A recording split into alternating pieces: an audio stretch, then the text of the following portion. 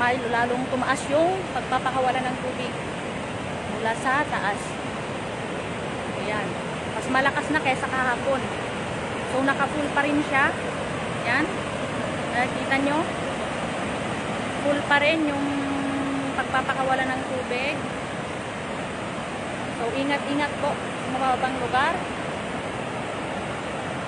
Hello, kuya. Tingnan ko nga yung dito. Lumakas na, no? Ayan, nakatodo na siya. So, mas malapit na tayo. Kahapon, doon tayo sa taas. Ngayon, dito na tayo sa baba. Ito po. Para po sa kaalaman ng mga kababayan natin sa bandang Cagayan at Isabela, kung gaano kalakas ang tubig na lumalabas dito sa Magat Dam. So, nakafull na siya. Mas malakas na kaysa kahapon. So, ibig sabihin, mas malakas yung dating ng tubig mula Nueva Vizcaya. Kaya kailangan magpapalabas na yung dam ng tubig para maiwasan yung overflow sa taas. Kasi mas mahirap po pag mag-overflow sa taas ng dam. So, nakikita niyo po dito. Ayan. Kahapon, hindi bukas yung isang gate. 4 lang yung bukas. So, ngayon, 1, 2, 3, 4, 5 na. 5 gate na yung bukas. Wala kahapon. 1, 2, 3, 4, 5. So, nakapull na siya. Kagabi kasi hindi na pumila yung ulan dito. So, overflow na sa taas. Kaya kailangan pakawalan ng tubig yung Magat Dam.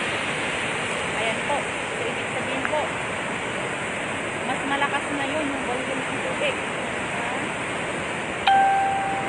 Nilalabas ng dam. Ayan po.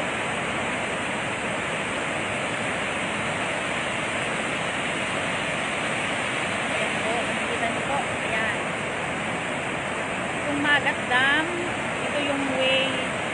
Ang tubig ng Magat Dam dumadaan sa mga ilog ng Isabela at Cagayan. So, pag lumabas ang maraming volume ng tubig dito, maraming mababaha sa bandang ibaba.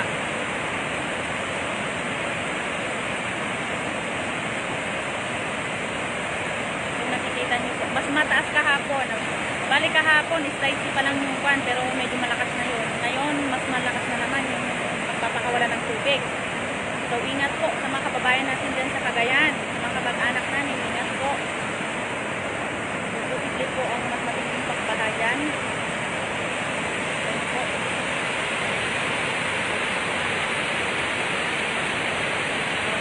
5-15 ways na po ang nakabukas. Medyo i-zoom natin.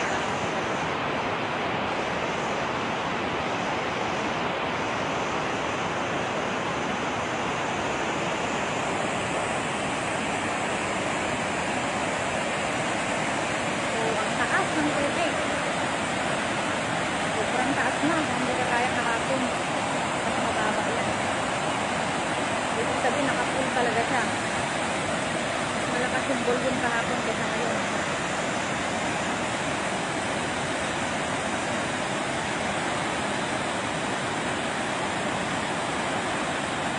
So, bali dyan.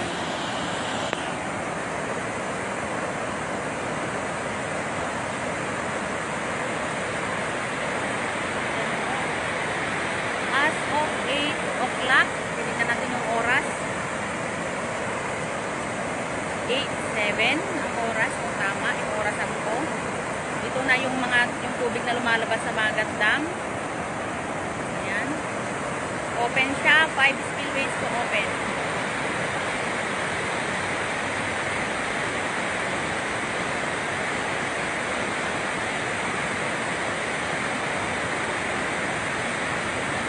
Para po sa information ng mga nasa low-lying areas po sa bandang Isabela at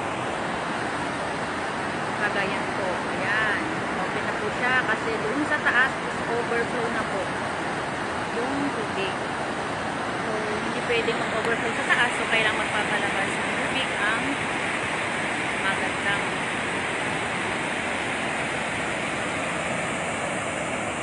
Sobrang taas. Mga mas mataas pa to sa bahay yung pagpapalabas ng tubig. Kung Kita nyo, ang bilis ng labas ng tubig lang. Bilis. Mahulog tayo dyan. Patay tayo agad. Wala pang isang minuto.